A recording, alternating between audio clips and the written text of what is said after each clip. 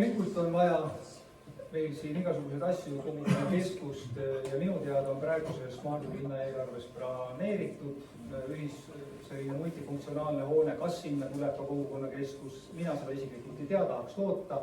Praegu on hea võimalus, et siin on võimalus olla, kuid siin peab jätkuma ka Eesti Meremeeste Missioni tegevus, et selles osas see on hea koht, aga see on natukene äärealal.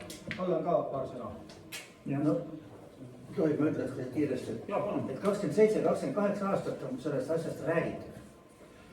Kogukonnakeskus. Just, on räägitud sellest, kuidas tuleb spordikompleksid, ujulad ja muud asjad, see on nagu räägitud sellest.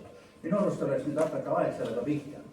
Et räägitud on, kõike on, et nüüd võiksid hakata tegutsema, sest see tingib kõneviis veel järgmised 4 aastat ja järgmiste valimistel jälle tingib kõneviis. Üks inimpõlvkond on tegelikult juba, minu lapsed on juba jõudnud, olen 6-kordseks vanaisaks saanud siin üles kasvada ilma nende asjadeta, millest on kogu aeg räägitud. Äkki aitab sellest, ainult rääkimist hakaks tegutsema. Ja teine asi, mis meil on see bussiliiklus, räägitakse, kuidas ei saa Muuga elanikele mitte kuidagi seda, et see on nii kallis, kui palju raha nõutakse, aga äkki oleks nendel, kellel vaja on, ostaks neile kõigile kuukaardid.